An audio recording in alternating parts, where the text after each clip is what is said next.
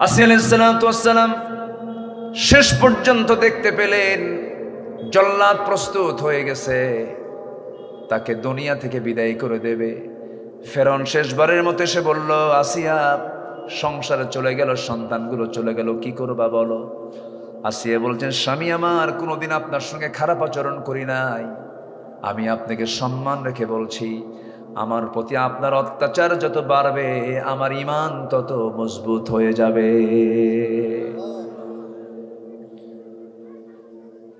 ঈমানদারের ঈমানটা মজবুত হয় কখন?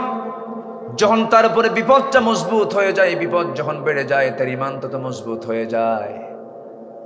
আমার নবীর প্রিয় সাহাবী একজনকে সেই মদিনার উপকণ্ঠ থেকে ধরে আনলো, মদিনার উপকণ্ঠ থেকে ধরে এনে জেলখানায় খুবাইব ইবনে আদিকে জেলখানার মধ্যে আটকে রেখে বলল, খুবাইব কালিমা ছেড়ে দাও। খুবাইব বলছেন, কালিমাকে ছাড়ার জন্য পড়ছি নাকি, জীবন দেব, কালিমা কখনো একটাবারও ছাড়বো না। খাবার বন্ধ করে দেওয়া হলো। খাবার বন্ধ করলে কি হবে? আল্লাহ তাআলা তো নিজেই বলেছেন, বান্দার তাওয়াক্কুল যদি পাখির মতো হয়ে থাকে, রাসূল বলেছেন সেই বান্দাকে আল্লাহ পাখির মতো রিজিক দিবেন। ওমাই ইয়াতাওয়াক্কাল আলাল্লাহ ফাহুয়া হাসবুহ। জোরে বলি আল্লাহু আকবার। খুবাইব বললেন, আমার খাবারের কোনো প্রয়োজন নেই, আমার আল্লাহ আমার খাবার যোগান দিয়ে দিবেন। খাবার বন্ধ হলে কি হবে? 3টা মাস কোনো খাবার তার রুমে দেওয়া হয় নাই। প্রত্যেকটা বেলা আল্লাহ ফেরেশতা দিয়ে তার জন্য জান্নাতের আঙ্গুর পাঠাইয়া দিয়েছে। শেষ পর্যন্ত ফাঁসির মঞ্চে তাকে ঝুলে মারা হবে। চূড়ান্ত হয়ে গেল, খুবাইবকে তারা ফাঁসি কাস্টে ঝুলিয়ে মারবে, সবাই তাকে ধরে নিয়ে যাবে। এমন সময় বলা হলো, খুবাইব তোমার অন্তিম ইচ্ছাটা কি? তিনি বলছেন, অন্তিম ইচ্ছা যদি পূরণ করতে চাও, দুনিয়ার কোনো ডিমান্ড আমার নাই, নামাজে দাঁড়ায়া 2 রাকাত পড়ে আমি আল্লাহর সঙ্গে কথা বলতে চাই। ওযুর পানি দেওয়া হলো, ওযু বানালেন, নামাজে দাঁড়ায়া গেলেন, নামাজটা আদায় করলেন। প্রথম রাকাত আস্তে আস্তে, দ্বিতীয় রাকাত একটু তাড়াহুড়ো করে পড়লেন, যেন কাফেরে না মনে করে খুবাইব মৃত্যুর ভয়ে নামাজটাকে লম্বা করছে। নামাজটা শেষ হয়ে গেল, আকাশের দিকে তাকায় বলছে, আকাশের মালিক, তুমি তো আমার নাকের মধ্যে জান্নাতের ঘ্রাণ ঢুকায় দিয়েছো, আমি মরে যাচ্ছি, আমি শহীদ হয়ে যাচ্ছি। আউযু বিল্লাহি মিনাশ শাইতানির রাজীম। বিসমিল্লাহির রাহমানির রাহিম।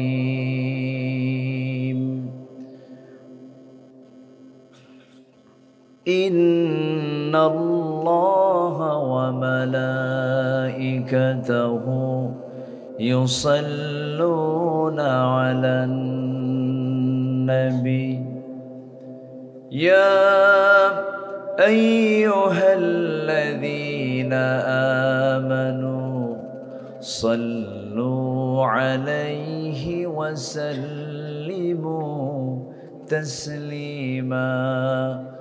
اللهم صل على محمد وعلى آل محمد كما صليت على إبراهيم وعلى آل إبراهيم إنك حميد مجيد.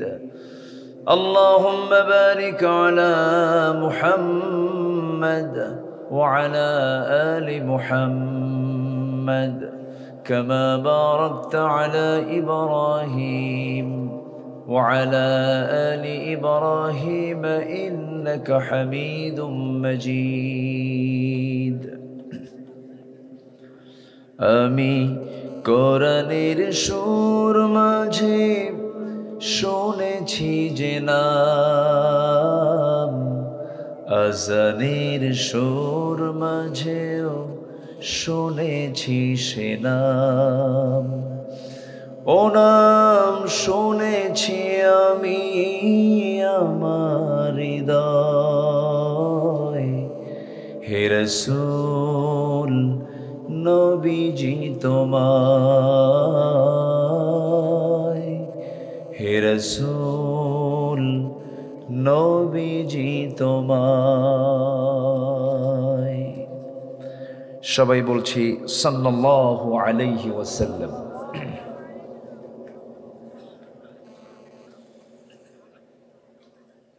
প্রাকৃতিক সৌন্দর্যের এক সুন্দর বনাঞ্চল, দেশের উত্তরাঞ্চলের রাজশাহী জেলার তানোর উপজেলার আজিজপুর ইসলামী হাফিজিয়া ফোরকানিয়া মাদ্রাসার উদ্যোগে আয়োজিত ফুটবল মাঠে অনুষ্ঠিত আজকের এই তৃতীয় বার্ষিকী তাফসীরুল কোরআন মাহফিল 2024 মহৎ আয়োজনের সম্মানিত সুযোগ্য সভাপতি জনাব দেলোয়ার হোসেন গেনু, প্রধান অতিথি জনাব ইনামুল কবির জুয়েল সাহেব, আজকের মাহফিলের বরেণ্য অতিথি, বরেণ্য মেহমান উস্তাজুল আসাতিজা, বেলঘরিয়া হাট ফাজিল ডিগ্রি মাদ্রাসার অনারেবল ভাইস প্রিন্সিপাল, আমার অত্যন্ত কাছের, আমার হৃদয়ের মুহতারাম মাওলানা FM ইসমাইল আলম আল হাসানি হাফিজাহুল্লাহ। উপস্থিত আজকের মাহফিলের প্রধান আকর্ষণ, যাদেরকে নিয়ে আজকের এই সাজানো গোছানো বর্ণাঢ্য আয়োজন, তাওহীদের পতাকাবাহী, কালেমার ঝান্ডাবাহী, দ্বীন ইসলামের নর শারদুল বীর মুজাহিদ, প্রাণ প্রিয় সম্মানিত দ্বীনি ভাইরা, আড়ালে বসে আছেন শ্রদ্ধেয়া সম্মানিতা মা বোনেরা। আলোচনার সূচনায় আনুষ্ঠানিকতার মধ্য দিয়ে আমার পক্ষ থেকে আবারও হৃদয় নিংড়ানো, দিল উজাড় করানো সালাম, আসসালামু আলাইকুম ওয়া রাহমাতুল্লাহি তাআলা ওয়া বারাকাতুহু।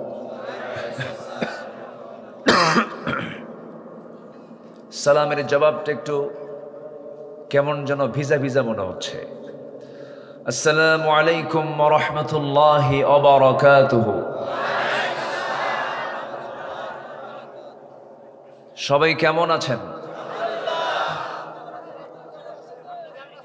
আমাকে প্রশ্ন করেছেন, আল্লাহ তাআলা তো আমাকে আপনার সাথী রেখেছেন, এসেছি আপনার সামনে বসে আছি, অসুস্থ হলে হয়তো হসপিটালে থাকতাম, একসাথে আছি, ভালোই আছি, বলি আলহামদুলিল্লাহ। তবে মানসিকভাবে সারা জীবন, আমার এই সংক্ষিপ্ত জীবনে আমি যত মানসিকভাবে পরিতৃপ্ত ছিলাম 5 অগাস্টের পর থেকে তার চাইতে অনেক বেশি ভালো আছি।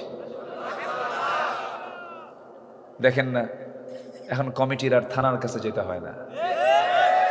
গতকাল আমার পার্সোনাল একটা প্রোগ্রাম ছিল, সেই প্রোগ্রামে রাজশাহী রেঞ্জের ডিআইজি মহোদয় নিজে মাহফিলে উপস্থিত ছিলেন, এসপি মহোদয় উপস্থিত ছিলেন। এখন মাহফিল কোথাও হলে থানা থেকে ফোন দিয়ে বলে কিছু কি লাগবে, তাহলে পরিবেশটা কোথায় গিয়ে দাঁড়িয়েছে আজ। আমাদের জন্য একটা বিশাল, আল্লাহ তাআলা আমাদেরকে একটা সুন্দর পরিবেশ দান করেছেন, বলি আলহামদুলিল্লাহ। এই মাহফিল গত বছর ছিল, হয়নি, হতে দেয়নি, কি ঠিক কিনা? 25 অক্টোবর ছিল, হতে দেয়নি কেন? অন্য ধর্মের ধর্মীয় অনুষ্ঠান আর আমার ধর্মের ধর্মীয় অনুষ্ঠান হবে না, বোঝেন না? তাহলে কি অন্য ধর্মের ধর্মীয় অনুষ্ঠান যে কদিন থাকবে সে কদিন নামাজও হবে না? সম্মানিত ভাইয়েরা, কোরআন মানে হচ্ছে বহুল পঠিত, সবচেয়ে বেশি পড়া হয় যেটা কোরআন। 24 ঘন্টা প্রত্যেকটা সেকেন্ড কোরআনের তেলাওয়াত পৃথিবীতে আছে না নাই? আসতে বলবেন না, আছে না নাই?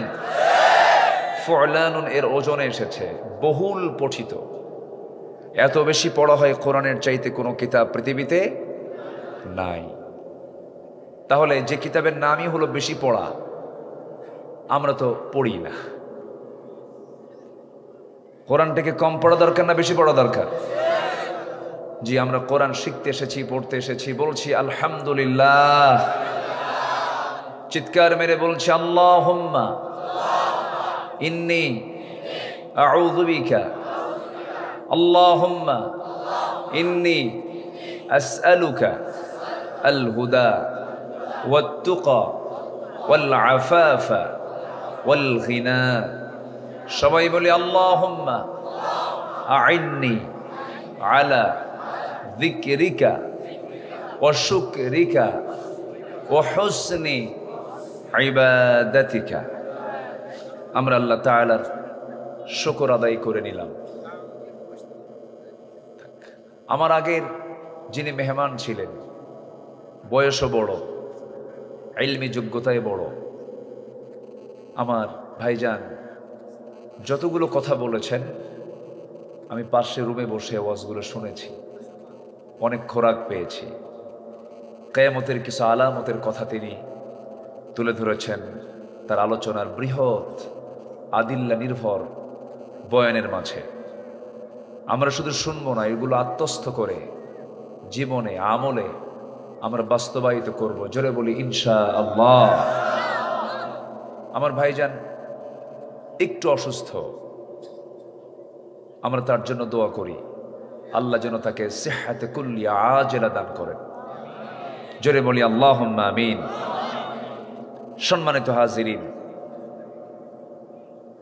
আমি সেখান থেকে কথা বলতে চাই যেখান থেকে আমি মোটামুটি একটা প্রিপারেশন নিয়ে এসেছি। প্রিপারেশন ছাড়া কোনো মাঠে আলোচনা করা উচিত না। মন যা চায় তা বলা এটা ঠিক না। সংবিধান কোনটা উত্তম, অলিখিত না লিখিত? আল্লাহ তাআলা ফরিদা আলাইকুমুস সিয়াম বলতে পারতেন, কিন্তু কুতিবা আলাইকুমুস সিয়াম বলেছেন। কেন জানেন? লিখিত আকারে যেটা চূড়ান্ত হয় সেটা মজবুত হয়। তবে এখন আমার দেশে এখন তাফসীর মাহফিলের একটা কালচার, প্রকৃত একটা রূপ আমরা ফিরে পাবো অচিরেই। জোরে বলি ইনশাআল্লাহ পাবো। এখন ওই তাহেরি ও নাম বলেই ফেলছি না, নাম তো বলতে চাইছিলাম না। গতকালকে আমার এক পার্সোনাল প্রোগ্রামে বিশ্বনন্দিত আলেম দ্বীন, মদিনা ইউনিভার্সিটির তিনি একজন স্থায়ী সদস্য, রাবেতার সদস্য, গোটা পৃথিবীর হাতে গোনা কয়েকজন আলেমদের ভিতরে অন্যতম একজন আলেম সৈয়দ কামাল উদ্দিন জাফরি হাফিজাহুল্লাহ, তিনি এসেছিলেন। ওনাকে নিয়েও এই ডিজে পার্টি বাজে কথা বলেছিল, অদ্যত আচরণ করেছিল। যার ভক্ত হলো একজন 1 নম্বর শামীম ওসমান ওরফে তাহাজ্জুদ গুজার। শামীম ওসমান বলে, হুজুর আমি আপনার জিকিরের খুব ভক্ত, ওয়াজের ভক্ত না। জিকির আপনি যখন জিকির করেন তখন আমি পাগলা হয়ে যাই, মানে এমন জিকির করে ও পাগলা হয়ে যায়। সম্মানিত ভাইয়েরা, এই পবিত্র মঞ্চকে আমরা আজে বাজে, বেহুদা, অসার, অশালীন, অসামঞ্জস্যপূর্ণ কোনো বক্তৃতা দিয়ে এই পবিত্র মঞ্চকে আমরা আর কলঙ্কিত দেখতে চাই না। জোরে বলি ইনশাআল্লাহ। যে আলোচকের মুখে আয়াত থাকবে, যে আলোচকের মুখে হাদিস থাকবে, ভাবতে হবে এটাই হচ্ছে মাহফিলের মূল প্রাণ। আয়াত নাই, হাদিস নাই, তারে নারে বান্দরে কলা খাইছে ইন্দুরে, এগুলো কথার কোনো দুনিয়াতেও দাম হবে না, আখিরাতেও দাম হবে না। আমরা কোরআন নিয়ে থাকবো। জোরে বলি ইনশাআল্লাহ। কত আয়াত আমার ভাইজান বললেন, কত রেফারেন্স তিনি টানলেন। 2 ঘন্টার বক্তৃতায় এরকমও আছে যে একটা আয়াতও বলে না। যখন বলা হয় আপনি আয়াত বললেন না কেন, আয়াত বললেই ধরা খেয়ে যাবে। আছে কিন্তু খুব সুন্দর কথা বলে তারা, না আলোচনার মূল প্রাণ হচ্ছে আল্লাহর কালাম। জোরে বলি আলহামদুলিল্লাহ, জোরে বলি আলহামদুলিল্লাহ। সম্মানিত হাজিরিন, আমরা আল্লাহর রহমত পেতে চাই না লাআনত পেতে চাই? বলেন, রহমত না লাআনত? রহমত কাদের উপর আর লাআনত কাদের উপর, এটার বিস্তারিত কথা আল্লাহ তাআলা কোরআনের বিভিন্ন জায়গায় বলেছেন। আজকে শিখে যাব আল্লাহর লানত প্রাপ্ত বান্দা কারা। আল্লাহর লানত প্রাপ্ত বান্দা কারা? 10 শ্রেণী। বলেন কয় শ্রেণী? বলেন। এটাও আউট করে দিলাম, একটা একটা করে বলবো। তো আমি পয়েন্ট আউট করলাম, একটা একটা করে বলবো আমরা। জোরে বলি ইনশাআল্লাহ। সেই লানতের কাজগুলো যদি না করি, তাহলে আমরা আল্লাহর পক্ষ থেকে লানত না পেলে কি পাবো? রহমত পাবো, রহমত পাবো। দাঁড়িয়ে আছে, থাকুক না, কোনো সমস্যা কি? দূরে যেতে হবে যে? এই লোকগুলোকে যদি বলা হয় দূরে যাবে, দূর থেকে দেখা যায় না তো, এটাও সমস্যা। থাকুক না, প্রয়োজনে আমি সামনে আসতে বলবো। যদি পারেন, আমি এই চান্সটা দিয়ে দিলাম, সামনে আসতে পারবেন। সামনের কাতার পূরণ করুন, কাতার সোজা করুন। আচ্ছা, আমার দিকে এখন তাকান। আমরা আল্লাহর গজব পেতে চাই না রহমত পেতে চাই? লাআনাত পেতে চাই না রহমত পেতে চাই? রহমত। রহমত ছাড়া, আল্লাহর দয়া ছাড়া কেউ কি নাজাত পাবে? লাইয়ানজু আহাদুম মিনকুম, কেউ নাজাত পাবে না। আনতা ইয়া রাসূলুল্লাহ, আমিও নাজাত পাবো না। ইল্লা আইয়াতাগাম্মাদানি আল্লাহ, কিন্তু আল্লাহ তাআলা আমার উপরে রহমতের চাদর দিয়ে আবৃত রাখবেন, আল্লাহ আমাকে মাফ করে দিবেন। তাহলে সবার আগে কার রহমত দরকার? আসতে বলবেন না, কার রহমত দরকার? তাহলে লানত থেকে বাঁচতে হবে। সেই লানত প্রাপ্ত বান্দাগুলো কারা? নাম্বার 1 হলো জমিনে যারা বিপর্যয় সৃষ্টি করবে, সাথে আত্মীয়তার বন্ধন যারা ছিন্ন করবে। জমিনে বিপর্যয় সৃষ্টিকারী কোনো মানুষ বাংলার জমিনে নাই।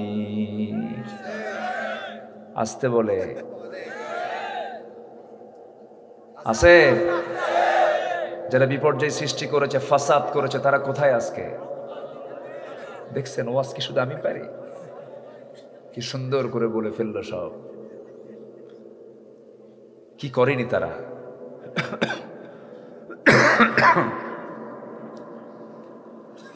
আল্লাহ রাব্বুল আলামিন বলেন, ফাহাল আসাইতুম ইন তাওয়াল্লাইতুম আন তুফসিদু ফিল আরদি ওয়া তুকাত্তিউ আরহামাকুম উলাইকা আল্লাযীনা লা'আনাহুমুল্লাহ ফাআসাম্মাহুম ওয়া আ'মা আবসারহুম। সূরা মুহাম্মদ ভার্স নাম্বার 22, 23। সূরা মুহাম্মদের 22 এবং 23 নম্বর আয়াত আল্লাহ রাব্বুল আলামিন বলেন, এই দুনিয়াতে যারা জমিনে বিপর্যয় সৃষ্টি করেছে, জমিনে যারা বিপর্যয় সৃষ্টি করবে, আত্মীয়তার সম্পর্ক যারা নষ্ট করবে, আল্লাহ বলছেন এই সমস্ত বান্দার উপর আমি আল্লাহ আমার লানত। জোরে কর নাউযুবিল্লাহ। একটা মানুষের, একটা ব্যক্তির কত টাকার দরকার?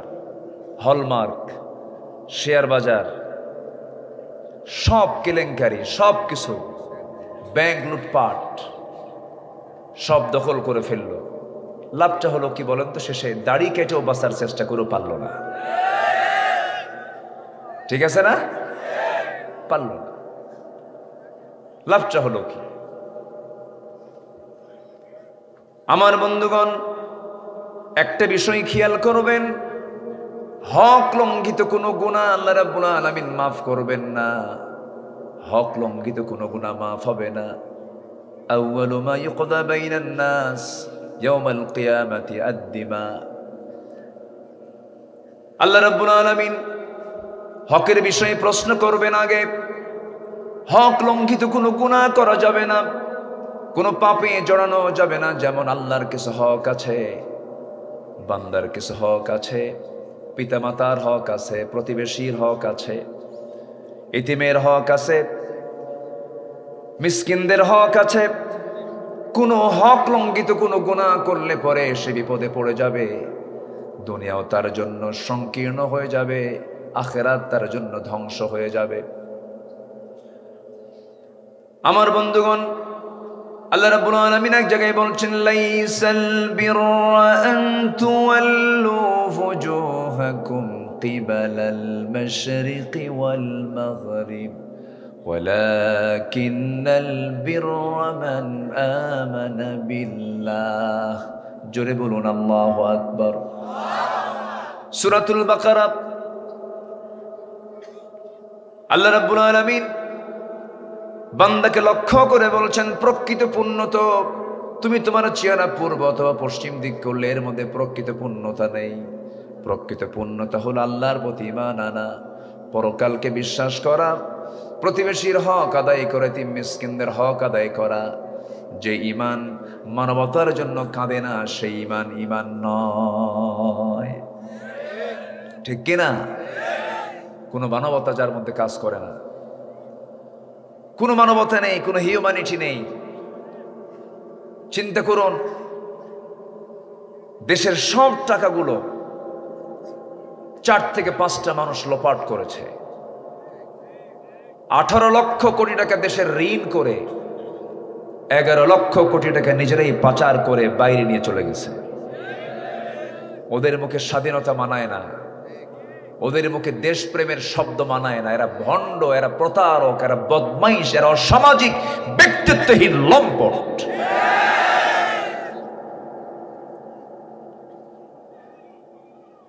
লাভ হলো কি?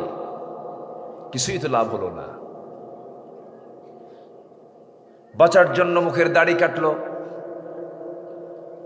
পাজামা খুলে লুঙ্গি পরলো,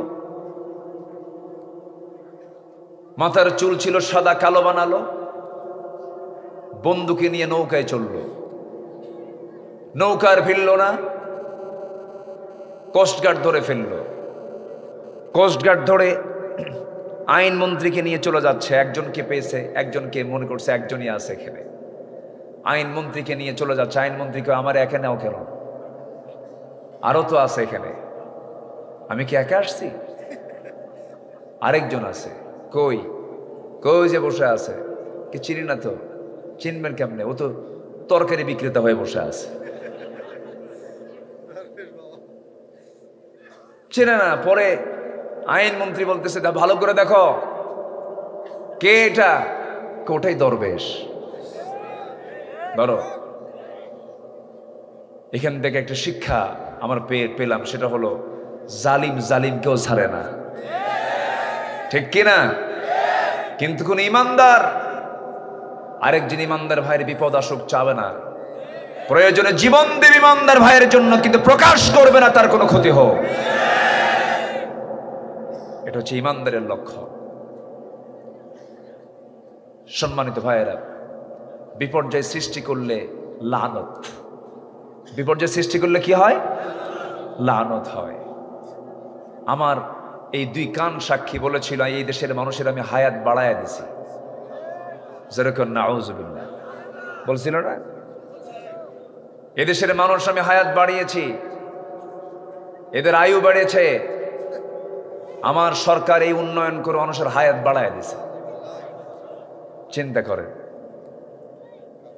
2021 ভিশন 2021 থেকে 41 পর্যন্ত ভিশন দিয়া মালাকুল মউতকে বলল, তুই থাক, আসবি না। কিন্তু কোন দিক দিয়ে কি হয়ে গেল? টাইম পেলেন মাত্র 45 মিনিট। কার লানত? আসতে বলবেন না, কার লানত? কিয়ামত কখন হবে? যখন জালিম অত্যাচারের মূর্খরা চেয়ারে বসবে আর জ্ঞানী মানুষ যখন পালাতে থাকবে। সম্মানিত বন্ধুগণ, আমরা ভাববো না এটা বিজয়।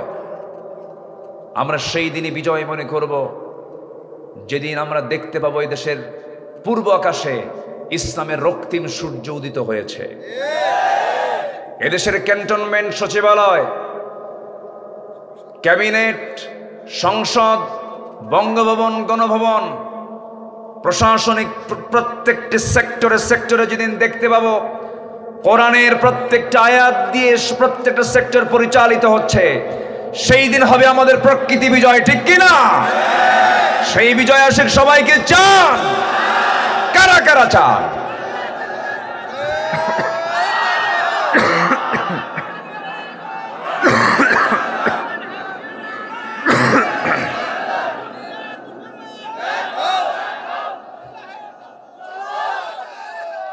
আল্লাহ কবুল করুন, জোরে বলে আমিন, আরো জোরে আমিন।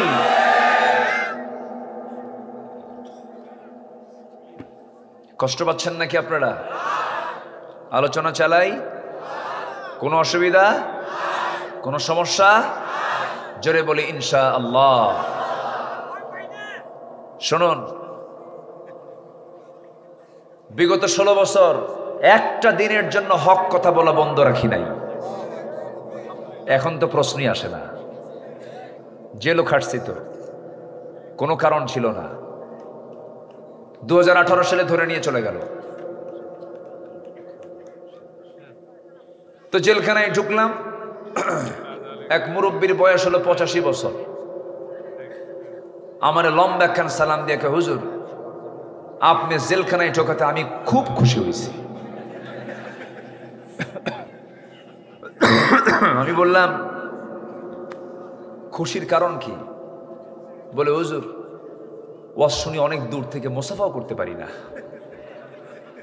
এত সুন্দর কাছে চলে আসছেন, দেখা হবে, কাছে শুনবো, ওয়াজ শুনবো, কত মজা। থাকেন, জেলখানায় থাকেন। সম্মানিত বন্ধুগণ, 85 বছরের বয়সের সেই বুড়ো মানুষের নামে মামলা দিয়েছে হলো বিস্ফোরক মামলা। মানে 85-90 বছরের মানুষ ককটেল মারছে, বুঝেন নাই? হাতের ফিটনেস কি না, হাত চলে না, ককটেল মারছে। এগুলো কি রহমতের কাজ না ফাসাদ সৃষ্টি করার কাজ? যারা এগুলো করেছে, করবে, তাদের উপরে কাল লানত। লানত কি পড়ছে? মাত্র 45 মিনিট। যুবকরা শোনো, মাহফিলে যুবকরাই বেশি এখন, লক্ষণ ভালো। ভাবছিলাম কি জানেন, যুবকরা মনে হয় ডিভাইস পায়া গেমস টেমস খেলে, তারপরে এগুলো সবাই এগুলোর গভীরে মনে ডুবে গেছে, মনে হয় এদিকে কোনো তাল নাই, কিন্তু জাতে মাতাল, তালে ঠিক। 16 বছর কোনো বুড়ারা কেউ কিছু করতে পারেনি। যুবকরা মাঠে নেমেছে, 45 মিনিট সময় দিয়ে দেশ ছাড়া করেছে যুবকরা।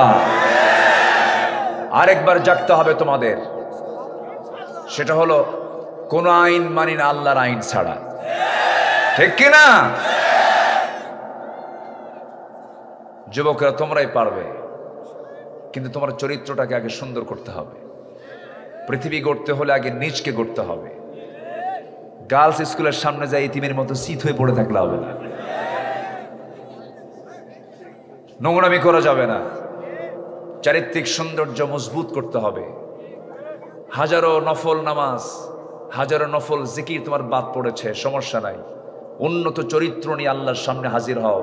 হুসনে খুলকের ওজন সবচেয়ে ভারী হয়ে জান্নাতে চলে যাবে। উন্নত চরিত্রের দাম অনেক। সামান্য উন্নত চরিত্র তুমি যদি গঠন করতে পারো, হাজার রাতের তাহাজ্জুদের চাইতে তোমার উন্নত চরিত্রের দাম আমার আল্লাহর কাছে অনেক বেশি। কোন মহিলা তোমাকে প্রস্তাব করেছে, তুমি বলে ফেলবে ইন্নী আখাফুল্লাহ, আল্লাহ বলবেন তুই আমার মুজাহিদ। আল্লাহু আকবার বলে। কষ্ট হচ্ছে মনে হয় যুবকরা, না?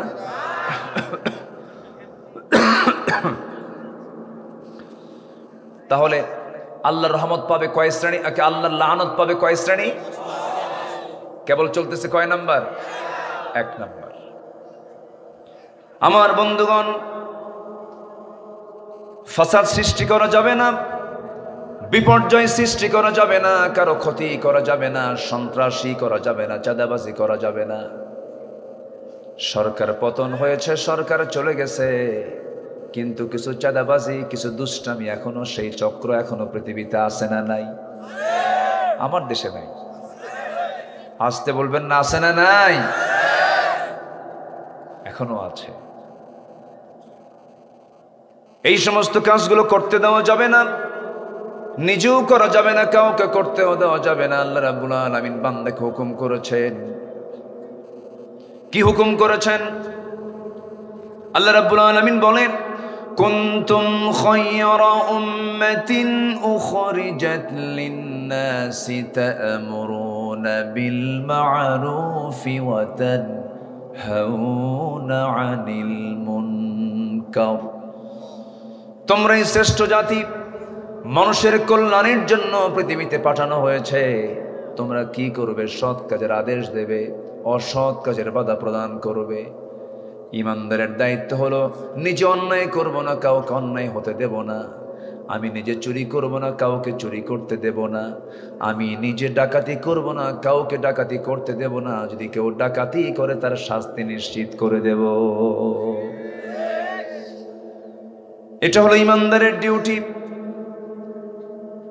আমার বন্ধুগণ, তাহলে বুঝে গেলাম আমার দ্বারা যেন কোনো হক নষ্ট না হয়, বিপর্যয় সৃষ্টি যেন আমার দ্বারা না হয়।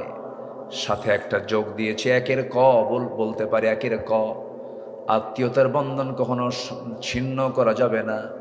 নিজের বোনের খবর নাই, নিজের মার খবর নাই, ধর্মের মা বানায়, ধর্মের বোন বানায়। এগুলো রাজশাহীতে মনে হয় নাই, আছে কিন্তু এগুলো আছে। ধর্মের বোন হতে হতে আবার বউ হয়ে যায়, মানে এমন বোন বউ হয়, এমন বোন কি হয়? বউ হয়। তাহলে এই বোনের দাম আছে না? বোন তো বোনই। যে বোন সারা জীবন মাহারাম, তার সঙ্গে দেখা করা জায়েজ আছে, কিন্তু বিয়ে জায়েজ নাই। যার সঙ্গে দেখা করা জায়েজ, তার সঙ্গে বিয়ে জায়েজ নয়, এটা সূত্র। আর যার সাথে দেখা করা যায়, যার সঙ্গে দেখা করা জায়েজ নাই, তার সঙ্গে বিয়ে জায়েজ। সূত্রটা বুঝতে পারলেন তো? কয়টা? 14 জন আছে। হ্যাঁ, 14 জন মাহারাম। কিন্তু এটা মুখস্থ যদি আপনার নাও থাকে, সূত্র যদি মনে থাকে, ইন্টারভিউ যদি আসে, কোনো ভাইভা যদি আসে, কোনো MCQ যদি আসে, তখন সূত্র মাথায় রাখবেন কি? যাকে বিয়ে করা জায়েজ, বিয়ের আগে তার সঙ্গে দেখা করা না জায়েজ। আর যার সঙ্গে দেখা করা জায়েজ, তাকে বিয়ে করা না জায়েজ, হারাম। বাস। তাহলে এই যে কোনো প্রশ্ন আসলে উত্তর দিতে পারবেন না? পারবেন। এই জাতীয় কোনো প্রশ্ন আমার দেশের ইন্টারভিউ বোর্ডে হয় না, বিসিএস পরীক্ষায় হয় না। বিসিএস পরীক্ষার ভাইবা হলো সর্বশেষ আইসি ক্রিকেটে কোন বলার সবচেয়ে বেশি উইকেট পাইছিল। হ্যাঁ, কি তার নলেজ দরকার, এই নলেজ খুবই প্রয়োজন। আমি অবাক হয়ে যাই, জানেন, একটা বিসিএস ক্যাডার সূরা ফাতিহা পড়তে পারে না। আমার দেশ কত পিছিয়ে আছে দেখেন।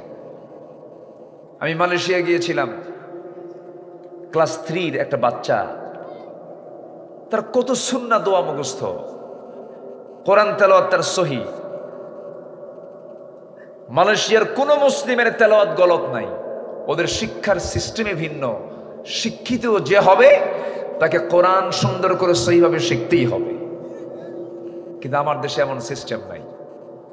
এমন আয়াত কয়, পদ্মা সেতু উদ্বোধন হবে, দেশে কত বড় বড় হাফেজরা আছে, মনে আছে কিনা আপনাদের জানি না। হ্যাঁ, মনে আছে। একটা পদ্মা সেতুর মতো একটা সেতু উদ্বোধন হচ্ছে, কত বড় বড় হাফেজ। আমার দেশের হাফেজরা গোটা পৃথিবীর হাফেজকে হারাইয়া দেয়। গতকালকে আমি দাওয়াত করেছি দুজনকে, নাজমুস সাকিব এবং জাকারিয়া আসছিল। কি তেলাওয়াত তাদের! এদেরকে না দাওয়াত দিয়া একজন বিসিএস ক্যাডাররে দিয়েছে তেলাওয়াত করতে। এমন সূরা রহমান কইছে, শয়তান কই তোর আমার তেলাওয়াত ভালো আছে। কত ফতুয়া শুনলাম, লাকুম দীনুকুম ওয়ালিয়া দিন, বুখারী শরীফের 40 পারা। আগামীকাল ঈদুল আজহার জানাজা নামাজ, শুনছি কিনা বলেন, শুনছি কিনা? শুনেছি। অনেক কিছু তোমরা নাটক করেছ। যাদের ইসলাম সম্পর্কে চুল পরিমাণ ধারণা নাই, তারাই আলেমদের বিরুদ্ধে রায় লিখেছে, তারা আলেমদের বিরুদ্ধে কথা বলেছে, লানত নাজিল হয়েছে ওদের উপরে।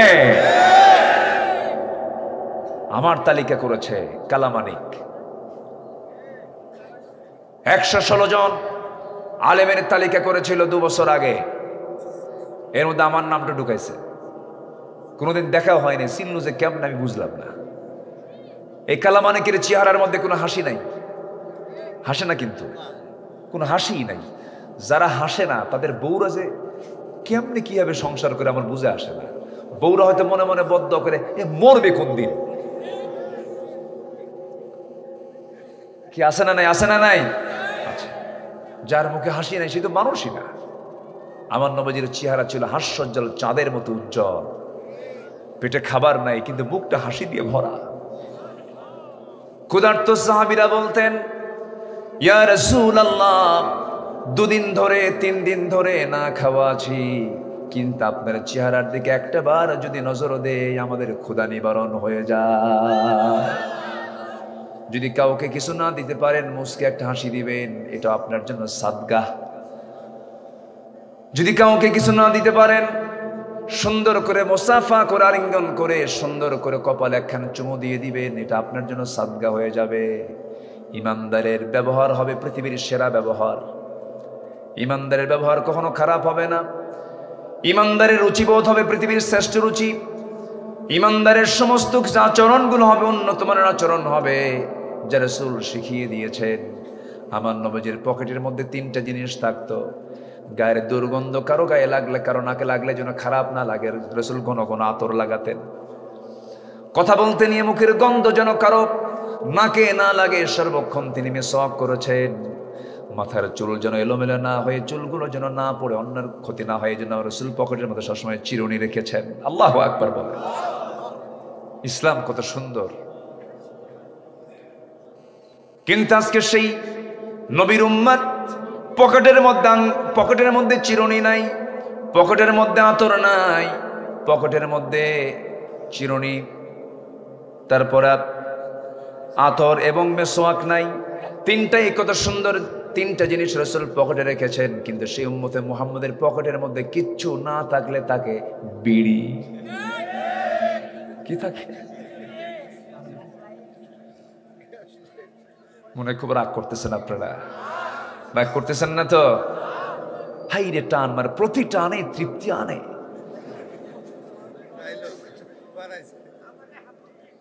এক টান দিয়ে ধোঁয়া 4 তলায় পাঠায়, আবার ছায়া থেকে কুদ্দুর গেল দেখি তো কি যে মজা পায়। আমার মনে হয় জাতি হিসাবে গোটা পৃথিবীর মধ্যে যে জাতি সবচাইতে বিড়ি খাওয়া ফাস্ট, বাংলাদেশ। এরা ভাতের চেয়ে বেশি বিড়ি খায়, পায়খানা যেও খায়। বুঝে আসে না আমার। আপনি বিড়ি ছাড়তে পারলেন না, আপনি হারাম ছাড়বেন কেমনে? আবার মাহফিলে এসে বলে, হুজুর একটা প্রশ্ন করে, কি বিড়ি খাওয়া কি জায়েজ আছে? মানে উনি জায়েজের চেষ্টাতে আছেন। আবার আছে না নাই? আল্লাহ তুমি এই জাতিকে সকল নেশা থেকে হেফাজত করো, জোরে বলি আমিন। এই ছেলে কি কিসের কি? বসো, বসে পড়ো। আমি কি আলোচনা চালাবো? যে উঠবে তারে ধরবেন, বসায় দেন। এটা তো সাধারণ জনসভা নয়, এটা মানে এখন এই মুহূর্তে চলছে হলো এত একটা বরকতময় সময়। ফেরেশতারা শুধু আল্লাহর কাছে বলতেছে, আল্লাহ এগুলো বান্দার গুনাহ মাফ করে দাও। এখান থেকে যান কই? আপনি বসেন, অনেক সওয়াব পাবেন, অনেক বরকত পাবেন আপনারা যদি আমল করার নিয়তে শুনি। জোরে বলি ইনশাআল্লাহ। সাবজেক্টটা ধরেছি একটু হার্ড সাবজেক্ট, একটু মজা কম, কিন্তু জানা দরকার। তাহলে আমরা কি ফাসাদ সৃষ্টি করব না সমাজে শান্তি পয়দা করব? কি বলেন, কি অশান্তি না শান্তি? নিরীহ লোকের বিরুদ্ধে মামলা দেব? মামলা কি 16 বছর হয়েছে? কম না বেশি? 1 নম্বর আসামি ছিলেন আল্লামা সাঈদী। আসামি আর খুঁজে পায় নাই। কেন কথা বলবো না? আজকে বুক উঁচু করে কথা বলবো। জোরে বলি ইনশাআল্লাহ। 2009 সালে একসঙ্গে হজে গিয়েছিলাম, একই বছর। ফার্স্ট হজ আমার, ওনার জীবনের লাস্ট হজ। হজ করতে গেলেন, বলা হলো আপনি দেশের না ফেরাই ভালো। কেন? ট্রাইব্যুনাল গঠন হচ্ছে, ট্রাইব্যুনাল, আন্তর্জাতিক অপরাধ ট্রাইব্যুনাল গঠন হচ্ছে, আপনি যাবেন না, আপনার বিরুদ্ধে মামলা হয়ে গেছে, মামলা হচ্ছে। উনি মুস্কি হাসি মেরে বললেন, মৃত্যুর ফায়সালা জমিনে নয়, আসমানে হয়। আমি শহীদের তামান্না রাখি, আমি শাহাদত লালন করি, কোনো চিন্তা নাই আমার। আমার দল, আমার কর্মী, আমার যারা কর্মী, আমাকে যারা নেতা মনে করে, তারা জেল খাটবে আর আমি আরামে বিদেশে বসে থাকবো। এই চরিত্র রাসূল আমাকে শিখান নাই। বুক উঁচু করে দেশে ফিরেছেন, অথচ সেই আলেমদেরকে রাজাকার বলে বলে গালমন্দ করা হয়েছে। সে আলেমদেরকে যারা রাজাকার বলেছে তারা কেউ পাকিস্তান যায় নাই। ভারতীয় রাজাকাররা সব ভারতের দিল্লি গিয়ে বসে আছে, কেউ যায় নাই। দেশের ভালোবাসা বুঝান না? এদেশের প্রতিটা ইঞ্চি মাটি আমরা অবশ্যই টিকে রাখার জন্য জীবন পণ সংগ্রাম চালিয়ে যাব ইনশাআল্লাহ। দেশকে আমরা ভালোবাসি, ইসলাম শিখিয়ে দিয়েছে দেশকে ভালোবাসো। বলি আলহামদুলিল্লাহ। দেশে আর কোনো মহিলা খুঁজে পেলেন না আপনার সন্তানদের বিয়ে করার জন্য? হ্যাঁ, যতগুলো নাতি আছে তার সবগুলো নাতি সব বাইরে বিয়ে করছে। এটার নাম দেশপ্রেম নয়। কথা বললে অনেক কিছু। দেশের শিক্ষানীতি কি করেছেন যে একটা সন্তান আপনার দেশে পড়ে না কেন?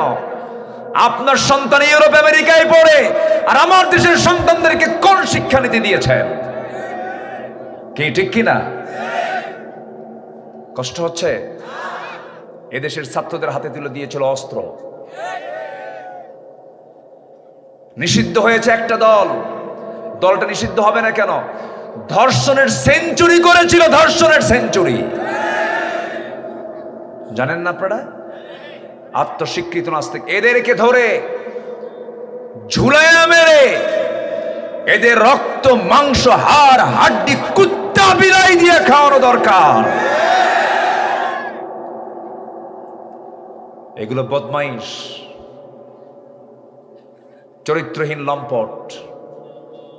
ইউনিভার্সিটির মহিলা হোস্টেলগুলোকে তারা বানিয়েছিল এক জাহান্নামের একটা দরজা বানিয়ে রেখেছিল ওরা।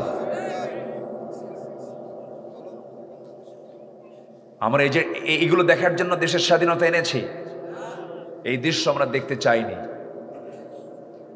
5 আগস্টের পরের দিন ঢাকা শহরের প্রত্যেকটা মোড়ে মোড়ে মূর্তিগুলো সব ভাঙতেছে।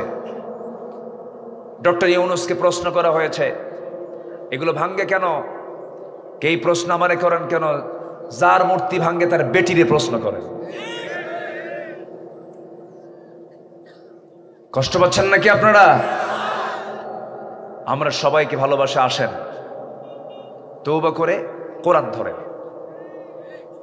আমরা সবাইকে ভালোবাসি, আমরা কাউকে শত্রু মনে করি না, কিন্তু কোরআনের বিরুদ্ধে কথা বলবেন, বাপ হলেও ছাড়বো না। সোজা কথা। ইমান নিয়ে সিনেমিনে খেলবেন, তা মানা হবে না। আমরা সবার আগে কাকে চাই? আসতে বলবেন না, কাকে চাই? আল্লাহ আমার রব, এই রবি আমার সব। বলেন, আল্লাহ আমার রব, এই রবি আমার সব। দমে দমে তনু মনে তারি অনুভব, আল্লাহ আমার রব, এই রবি আমার সব। আল্লাহ আমার রব, এই রবি আমার সব। দমে দমে তনু মনে তারি অনুভব। আল্লাহ কবুল করুন। জোরে বলি আমিন, আরো জোরে আমিন। কে ভাই আমার বলেন? কেউ তো আমার না, বউটা তো আমার না। মরে যাব, 4 মাস পর আরেক জায়গায় বিয়ে বসবে। কি ঠিক আছে না? আল্লাহ যদি 4 মাস না রাখতেন, পরের দিনে হতো।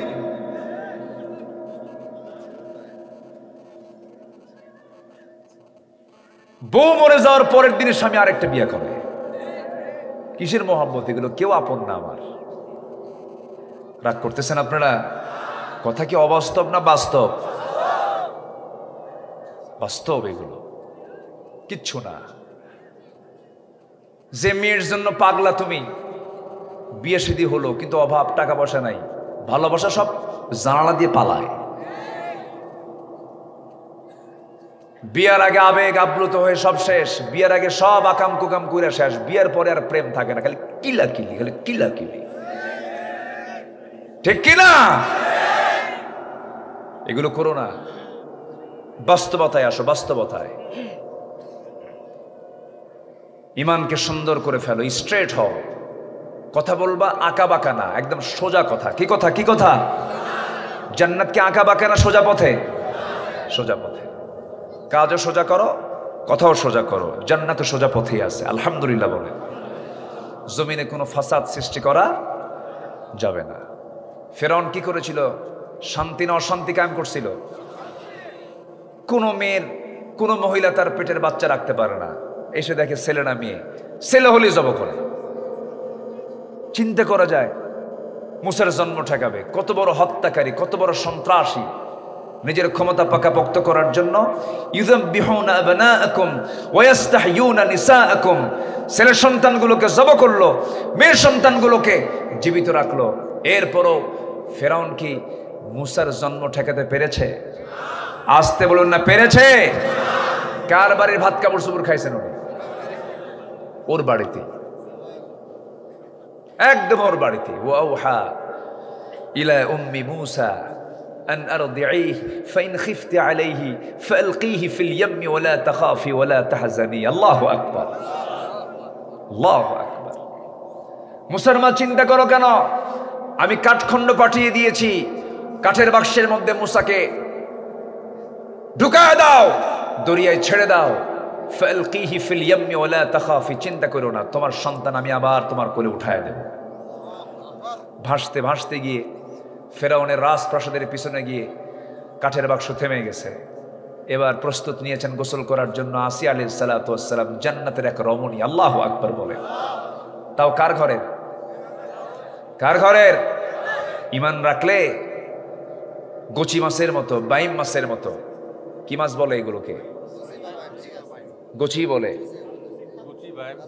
হ্যাঁ, গোচিও বলে। আচ্ছা, হ্যাঁ, ওই বাইম মাছ মানে একটা ছোট জাত, একটা বড় জাত। এই তো বাইম মাছের বসবাস হলো পানিতে না কাদাতে?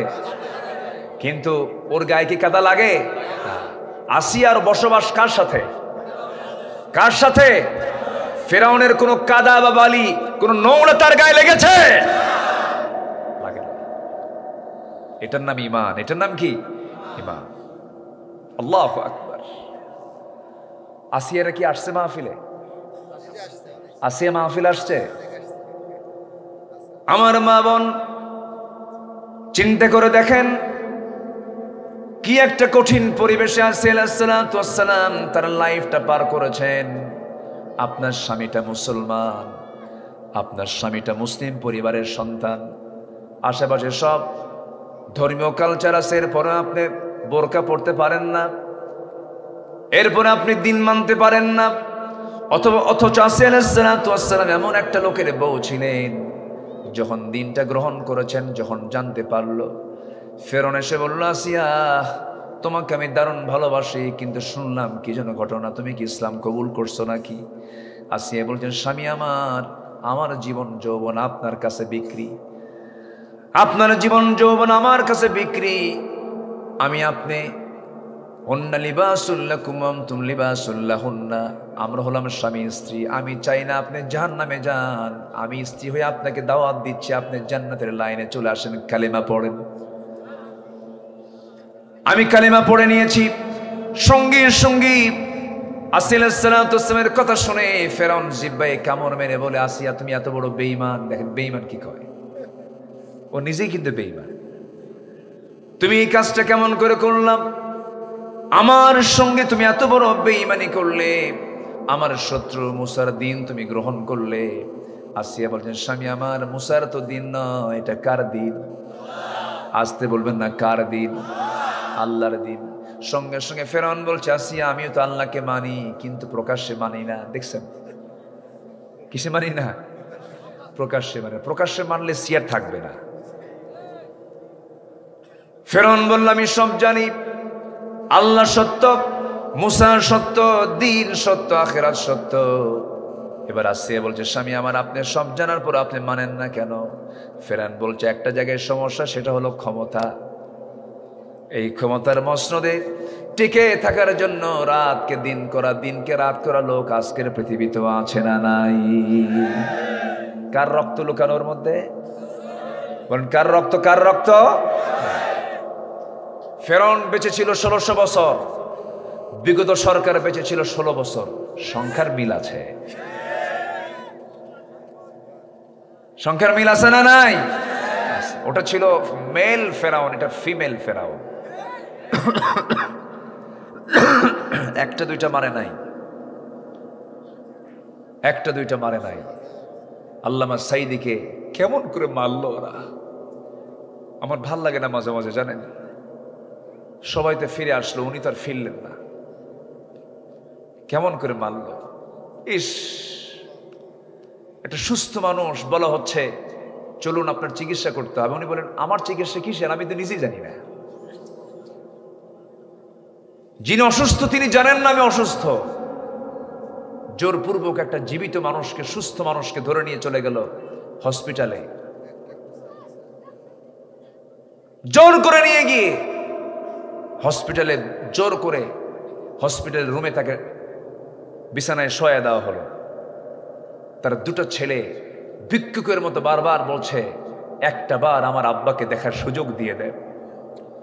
একটা সেকেন্ড দেখানোর সুযোগ দেওয়া হয়নি, একটা বার দেখানোর সুযোগ দেওয়া হয়নি। সম্মানিত বন্ধুগণ, সেই সুস্থ মানুষটাকে পয়জনিং করে যারা হত্যা করেছে, বাংলার জমিনে তাদের দৃষ্টান্তমূলক শাস্তি সময়ের দাবি। রাজি আছেন কারা কারা? হাত উঁচু করে দেখান মুসলমান।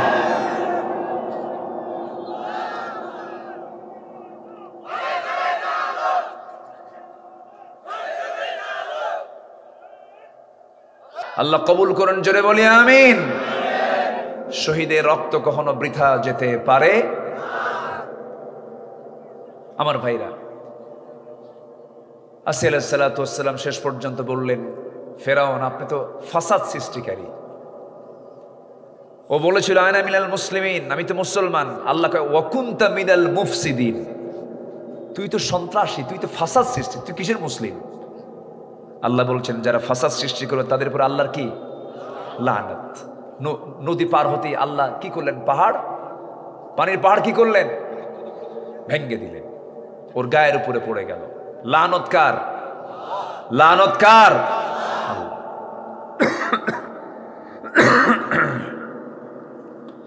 আমার বন্ধুগণ, এই ফেরাউন কি করে নাই? কত বড় ফাসাদ সৃষ্টি করেছে। শেষ পর্যন্ত বউটাকেও ধরে ফেলেছে। বউটাকে ডাক দিয়ে বলে, বউ শোনো, হামানের সঙ্গে পরামর্শ হয়েছে, মন্ত্রী পরিষদ বৈঠক হয়েছে, তোমাকে দুনিয়া থেকে বিদায় করে দেব যদি তুমি দিন থেকে ফিরে আসো, আমার দিকে যদি ফিরে আসো, তুমি ফার্স্ট লেডি অফ ইজিপ্ট, আমার পরেই তোমার দাম। এত বড় সামাজিক মর্যাদা তুমি ফিরে পাবে, দিনটা ছেড়ে দাও। আসিয়া বলছেন, সামাজিক কোনো মর্যাদা চাই না, রাষ্ট্রীয় কোনো মর্যাদা চাই না, দুনিয়ার কোনো মর্যাদা চাই না, আমি স্বামীকেও চাই না, আমি সন্তানকেও চাই না, আমি দুনিয়াকে চাই না, আমি আমার আল্লাহকে চাই। জান্নাত পেতে তার কত কি ছাড়তে হয়েছে। আর সামান্য বিপদে পড়লি কই আল্লাহ তোমার কি চোখ নাই, চোখ কি কানা হইছে? যেরকম নাউজুবিল্লাহ। আসি আলাইহিস সালাম শেষ পর্যন্ত দেখতে পেলেন জল্লাদ প্রস্তুত হয়ে গেছে, তাকে দুনিয়া থেকে বিদায় করে দেবে। ফেরন শেষবারের মতো এসে বলল, আসিয়া সংসারে চলে গেল, সন্তানগুলো চলে গেল, কি করবা বলো? আসিয়া বলছেন, স্বামী আমার কোনোদিন আপনার সঙ্গে খারাপ আচরণ করি নাই, আমি আপনাকে সম্মান রেখে বলছি, আমার প্রতি আপনার অত্যাচার যত বাড়বে আমার ঈমান তত মজবুত হয়ে যাবে।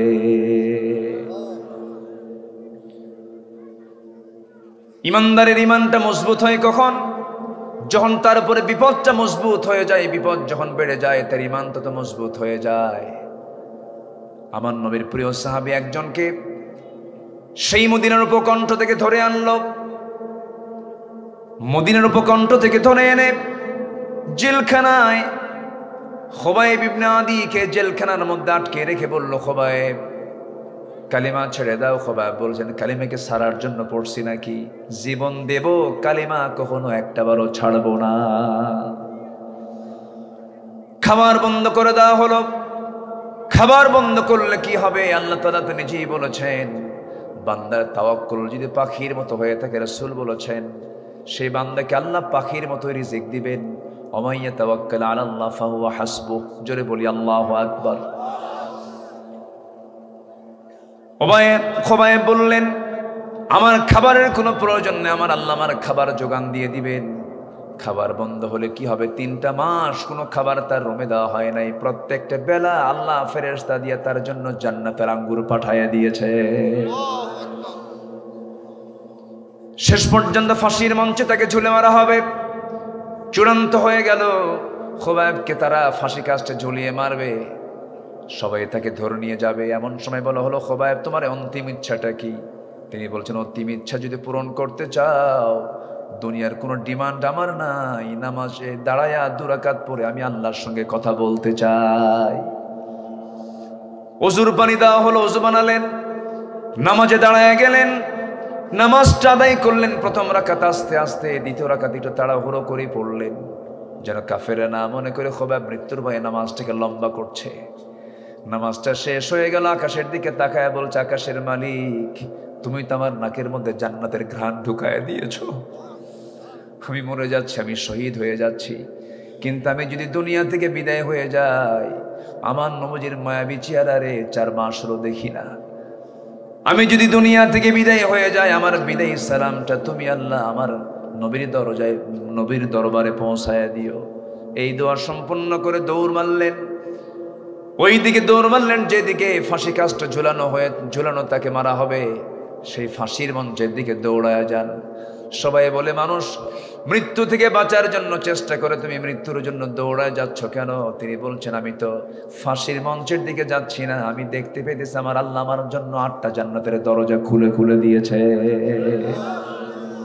জোরে বলি সুবহানাল্লাহ। খুবাইব রাদিয়াল্লাহু তাআলা হুকে হাত পা বাঁধা হলো। হঠাৎ করে তার মুখের সামনে একজন বলে ফেললো, খুবাইব তোর জায়গায় মুহাম্মদকে রাখলে কত না ভালো হতো। মুখের মধ্যে বিশাল বেশ কিছু থুতু জমা করে ওই ব্যক্তির মুখ বরাবর মেরে দিয়ে বলছে, আল্লাহর কসম করে বলি, আমার চোখের সামনে আমার নবীজির একটা পশমের ক্ষতি হবে, আমি তাকে কখনো হালে ছেড়ে দিতাম না। জোরে বলি আল্লাহু আকবার। একজন কাফের এসে ডান হাতে মেরে দিল, হাত ছিটকে পড়ে গেল, বাম হাতে মেরে দিল, বাম হাত ছিটকে পড়ে গেছে। ডান পা কেটে ফেলে দিয়েছে, বাম পা কেটে ফেলে দিয়েছে। খুবাইব মুস্কি মুস্কি হাসে মারে, চিৎকার মেরে মেরে হাসে। সবাই বলছে, খুবাইব রে তুমি কেন হাসো, কি জন্য হাসো? তিনি বলছেন, জান্নাতের হুরগুলো আল্লাহ পাক আমাকে একটা একটা করে দেখায় দিতেছে। দুনিয়া থেকে বিদায় নিলেন খুবাইব। আমার নবীজি মদিনার মসজিদ থেকে হঠাৎ করে দাঁড়ায় গেলেন, হাত উঁচু করে বলছেন, সালামুন আলাইকা ইয়া খুবাইব, সালামুন আলাইকা ইয়া খুবাইব। হে খুবাইব তোমাকে সালাম, খুবাইব তোমাকে সালাম। সবাই বলছে হুজুর আমাদের খোবাবের কি হয়েছে বলুন না আমাদের। রাসূল বলছেন ওরে আমার সাহাবীরা, আমি আমার নবুয়তি চোখে দেখি আমার খোবাব জান্নাতের পাখি হয়ে এখন জান্নাতের মধ্যে উড়ে বেড়াতেছে। আমার ভাইরা, এটাই হলো জীবন। ওয়ালা তাকুলু লিমান ইউকতালু ফি সাবিলিল্লাহি আমওয়াত বাল আহইয়াউ ওয়ালাকিন লা তাশউরুন। আসিয়া আলাইহিস সালাতু ওয়াস সালামের সামনে জল্লাদ প্রস্তুত হয়ে গেল। জল্লাদ কপালে করাত ঠেকায় দিয়া শেষবারের মতো জল্লাদ বলে ফেলতেছে এখনো সময় আছে, তোমার জীবন এখনো তুমি বাঁচানোর সুযোগ পাবে।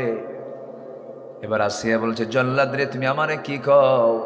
আমার মাহবুব আমার আল্লাহ আমাকে জান্নাত দেখায় দেখায় দিতেছে। করাত যখন চালু হলো সেই সময় তার একটা দোয়া মুখ দিয়ে চালু হয়ে গেছে। সেই দোয়াটা ছিল 4000 বছর আগের দোয়া। আল্লাহ সেই মহিলার দোয়াকে এত সুন্দর করে কবুল করে নিয়েছেন, সেই দোয়া আমার আল্লাহ কোরআনে কারীমের মতো কিতাবে কোট করেছেন। জোরে বলে সুবহানাল্লাহ। তিনি যে দোয়াটা করলেন সেই দোয়াটা হলো, যারা পারেন ঠোঁট মিলিয়ে বলুন, রব্বি বিনিলি ইনদাকা বাইতান ফিল জান্নাহ ওয়া নাজ্জিনি মিন ফিরআউনা ওয়া আমালিহি। আল্লাহ গো তুমি আমার জন্য বানায় দাও একটা মাত্র ঘর, কিন্তু একটা ঘর তুমি আমাকে বানায় দিবা যে সেই ঘরটা হওয়া চাই তোমার ঘরের দেওয়ালের সাথে। জোরে বলি সুবহানাল্লাহ। আল্লাহকে কত কাছে টানলে পরে এমন ধরনের দোয়া বের হয়। ওয়ানাজ্জিনি মিন ফিরআউনা ওয়া আমালিহি, এবং ফেরাউন থেকে তুমি তার দুষ্কর্ম থেকে তুমি আল্লাহ আমারে বাঁচায়া দাও। সূরা তাহরিমের তাফসীর পড়বেন, বিস্তারিত আল্লাহ পাক 4 জন নারীর কথা সেই সূরার শেষের দিকে বলেছেন। ইমরাত নূহ, ইমরাত লূত, নূহের বউ, লূত আলাইহিস সালামের বউ নবী ছিলেন, কিন্তু তাদের বউগুলো ছিল ঈমানওয়ালা না ঈমান হারা, ঈমান হারা ছিল। এইদিকে আলাইহিস সালাম তিনি ছিলেন ঈমানদার নারী একজন, ওইদিকে তার স্বামী ছিল কাট্টা কাফের। এখান থেকে প্রতীয়মান হয়ে যায় হেদায়েতটা দেন কে? আসতে বলবেন না, হেদায়েতটা দেন কে? আবার আমার আগের মেহমান বলে গেছেন জাতির পিতাকে বলেন, আরো জোরে জাতির পিতাকে। ইব্রাহিম আলাইহিস সালাম তার বাপটা ছিল ঈমানদার না মুশরিক? কার মন্ত্রী ছিল? নমরুদের। বলেন কার কার কার? কি মন্ত্রী ছিল? ধর্মমন্ত্রী ছিল, ধর্ম উপদেষ্টা ছিল। সে মূর্তি নিজে বানাতো, মানে রব বানাতো, মানে রব বানাতো, আবার সে রব বেচে খাইতো। কি কথা কি বুঝতেছেন? এমন রব যা বেচে খায়, নিজের হাতে বানায়া বিক্রি করে। গেছে বেটার মেজাজ খারাপ হইয়া। ইব্রাহিম আলাইহিস সালাম তিনি বললেন বাবা এগুলো কি করবা? বাজারে নিয়ে যাব, এগুলো বেচতে হবে। আব্বা তুমি যাও। কেন? আমি যাচ্ছি চলে, তুমি এই মূর্তিগুলো ঝুড়িতে করে নিয়ে চলে আসো। মেজাজ গেছে আরো খারাপ হইয়া। তুমি আগে যাও আব্বা, যাও। বাপরে পাঠায় দিছে। ঝুড়ির মধ্যে এই মূর্তিগুলো তোলার আগ দেয়, সমস্ত মূর্তির মাথা নাই, খেলে মট করে প্রত্যেকটার মাথা ভেঙ্গে ভাঙ্গা মাথা সহ মূর্তিগুলো ঝুড়ির মধ্যে তুলে বাজারে নিয়ে চলে গেছে। বাজারের সামনে বাবার সামনে রাখছে। রাখা মাত্রই দেখে একটা মূর্তির মাথা নাই। বলল আব্বা, বাজান ইব্রাহিম, তো এগুলো কি করছো তুমি? এগুলো আব্বা কি করব আমি বলেন? আমি যখন এই মূর্তিগুলোকে যখন ঝুড়িতে তুলে যখন মাথায় তোলা শুরু করলাম, ওদের মধ্যে গৃহযুদ্ধ শুরু হয়ে গেছে। এমন মারামারি, বললাম থাম রে বাবা থাম। এই বলতে বলতে সব দিকে সবার মাথা শেষ। বাবা এখন মনে মনে কয় উত্তর দেব কি? উত্তর দিতে গেলে তুই আমার ধরে ফেলবি। এমন সিকুন মার দিছে, বাপ শেষ। আল্লাহু আকবার বলে।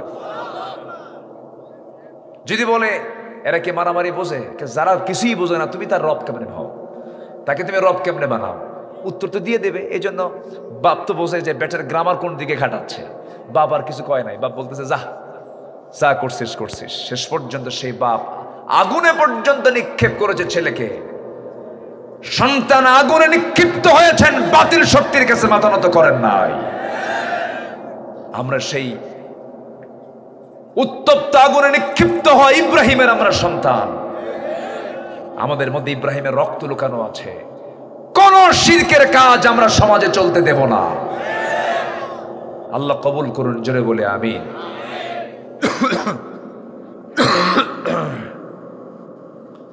এইরকম কাশি মাল্লিকের ওয়াজ আসে কত, ঠান্ডা লাগছে হঠাৎ করে। আজকে তাও গতকালকের চেয়ে আজকের অবস্থাটা অনেক ভালো। আপনারা দোয়া করতেছেন তো? বদদোয়া নাই তো? এত সুন্দর মানুষ, কোনো মানুষের নড়াচড়া নেই। তানোর, গোদাগাড়ি, চাঁপাইনবাবগঞ্জ, তারপরে শিবগঞ্জ, রহনপুর, গোমস্তাপুর, ভোলাহাট, কানসাট, এরপরে এদিকে কি বলে পুঠিয়া, বাগমারা, পবা, মোহনপুর, দুর্গাপুর, সেই লালপুর, বনপাড়া, এই বৃহত্তর রাজশাহী একটি ইসলামী জনপদ। বলি আলহামদুলিল্লাহ, জোরে বলি আলহামদুলিল্লাহ। এদেশের এই অঞ্চলের মাটি ইসলামের জন্য উর্বর। আগামীর দেশ আমরা দেখতে চাই কোরআনের দেশ। এর জন্য যদি আরো প্রয়োজনে রক্ত দিতে হয়, জান দিতে হয়, সবাইকে রাজি আছেন? রাজি আছেন? কোন কোন রাজশাহীর জনতা হাত উঁচু করে দেখান মুসলমান।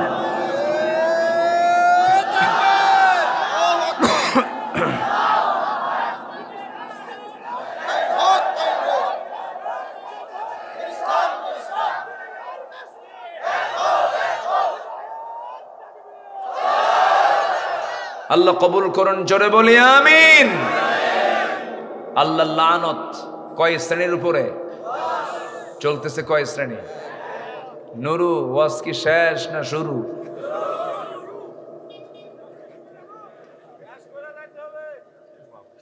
কাম সেরেছে বাপু? জি, বলি আলহামদুলিল্লাহ। এশার নামাজ হয়েছে তো? ফজর হবে, জোহর হবে, আসর হবে, মাগরিব হবে, জান্নাত হবে। বলি আলহামদুলিল্লাহ। অনেকে বলে হুজুর নামাজ না পড়ে ঈমান তো আছে, এরকম বলে না? বলে নামাজ নাই কিন্তু ঈমান আছে।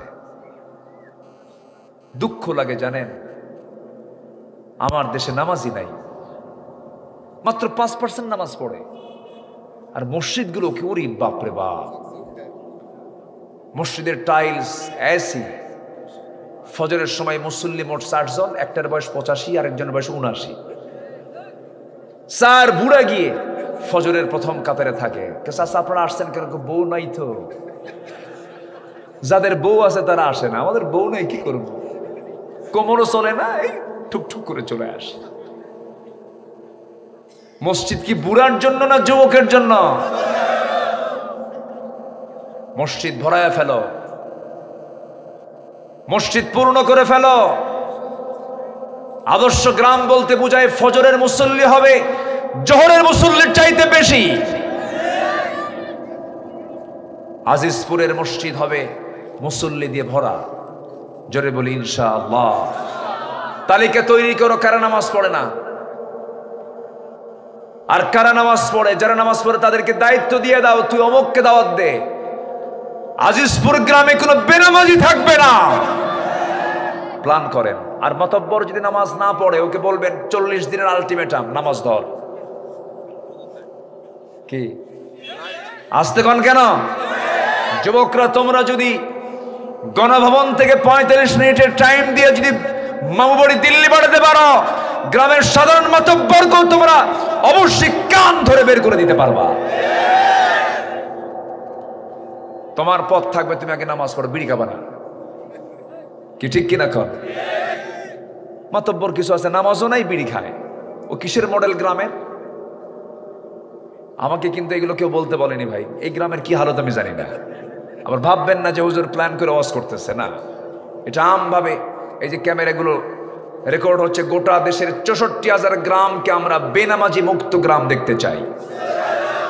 জোরে বলি ইনশাআল্লাহ। আমি পরিবর্তন হলে সমাজ পরিবর্তন হবে, সমাজ হলে দেশ পরিবর্তন হয়ে যাবে, ঠিক কিনা? তাহলে কমিটি, আজকের মাহফিলের কমিটিরা নামাজের দাওয়াতের কমিটি করবে গ্রামে। জোরে বলি ইনশাআল্লাহ। কত সুন্দর হয়ে যায়, মসজিদে সব একসঙ্গে জামাতে নামাজ পড়লে গ্রামের সব খবর জানা যায়। কি সুন্দর একটা আদর্শ গ্রাম হয়ে যায়। আল্লাহ কবুল করুন, জোরে বলি আমিন।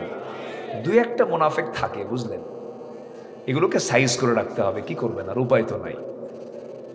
ওরা যেন কোণঠাসা হয়ে থাকে। নবীজির পিছনে নামাজ পড়ছে মুনাফিক, মনে হয় রাজশাহীতে কোথাও মুনাফিক নাই। আসতে বলবেন না, আছে না নাই? শেষ করে দিলে ভালো হয়।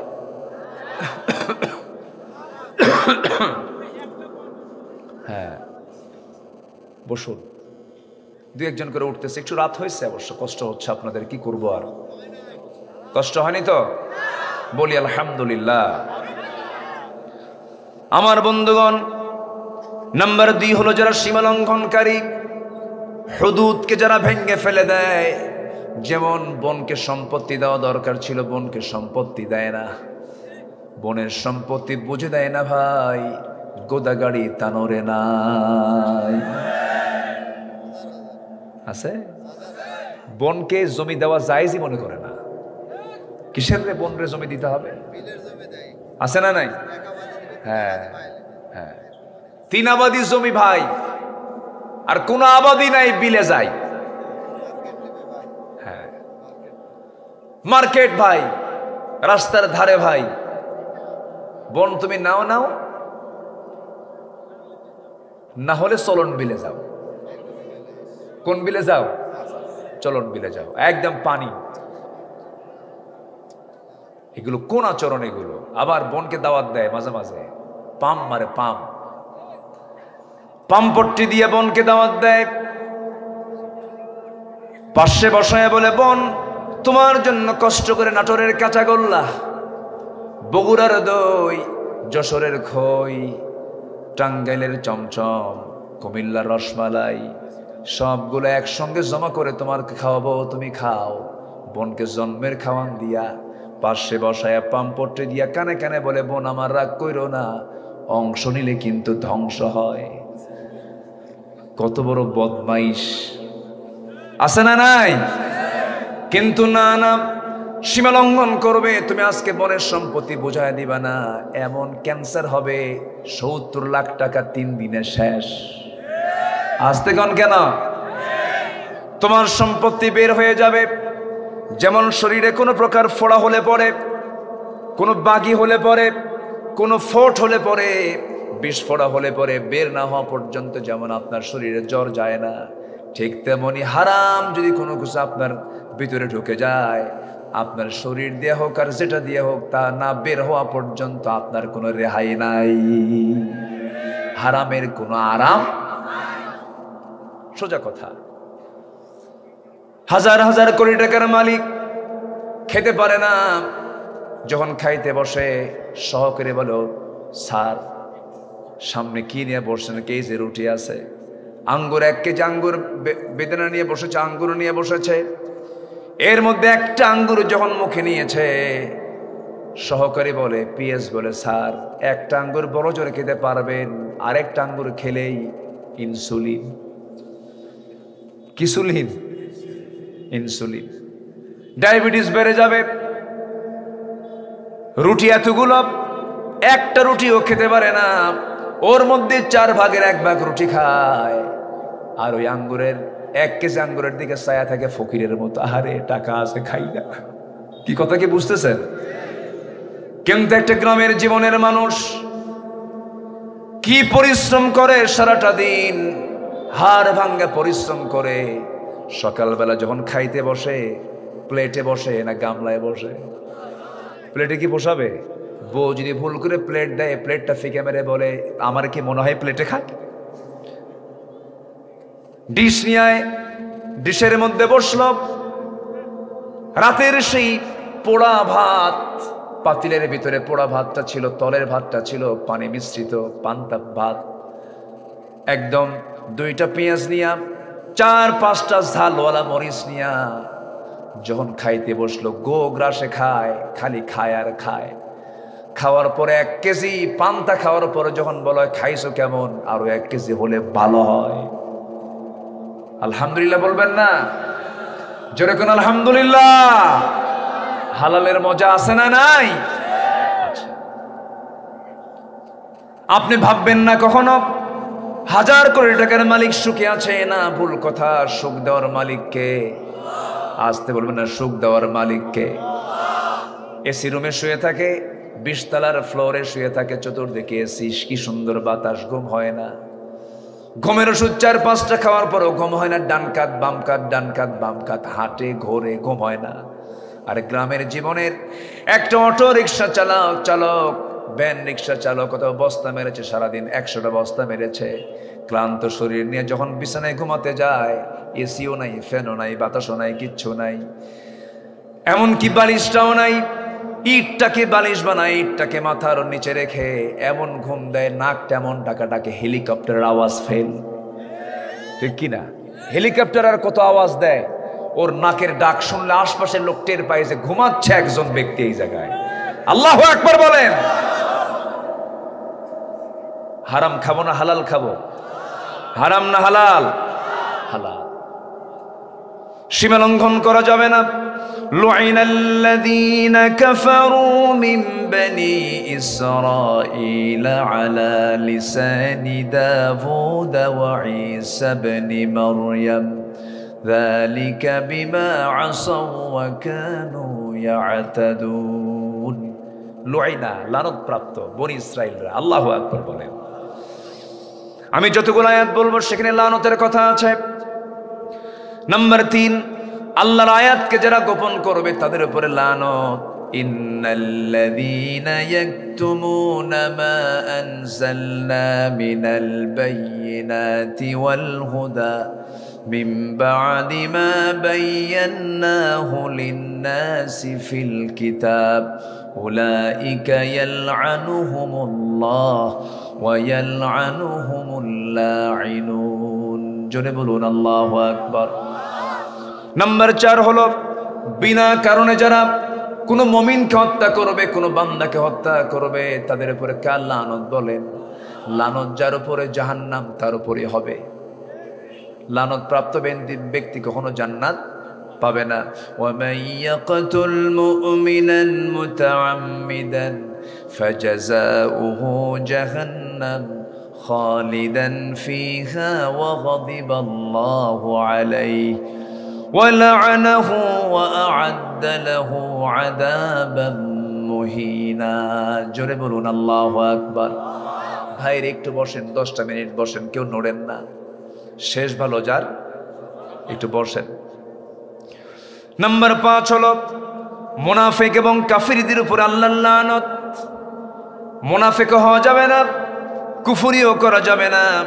ওয়া'দাল্লাহুল মুনাফিকিনা ওয়াল মুনাফিকাতি ওয়াল কুফফার নার জাহান্নাম খালিদিনা ফিহা হিয়া হাসবুহুম ওয়া লা'নাহুমুল্লাহ ওয়া লাহুম আযাবুম মুকিম। জোরে বলুন আল্লাহু আকবার। নাম্বার 6 হলো কাফের অবস্থায় কুফরি হালতে যারা দুনিয়া থেকে বিদায় নিয়ে নেবে তারা আল্লাহর লানত প্রাপ্ত বান্দা।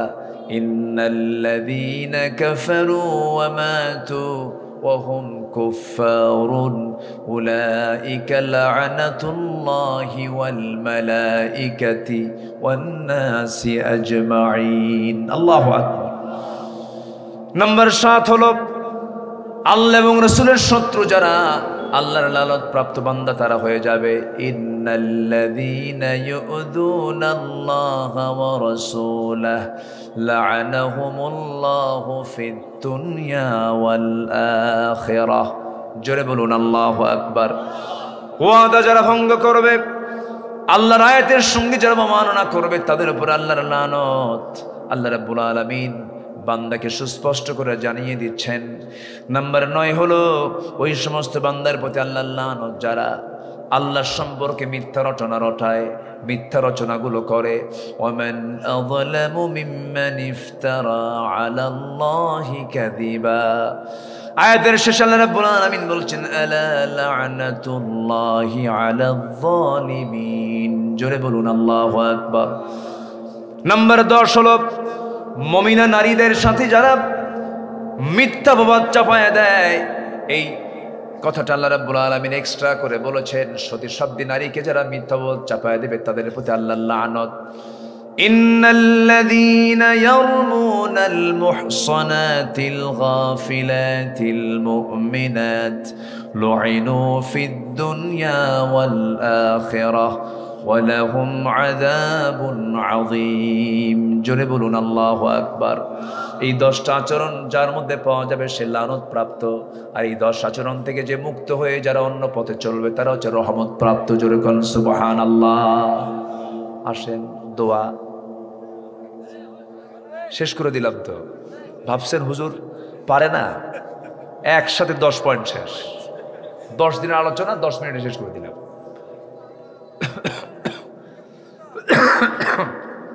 একটু বুঝাইয়া দিতে হবে। হ্যাঁ,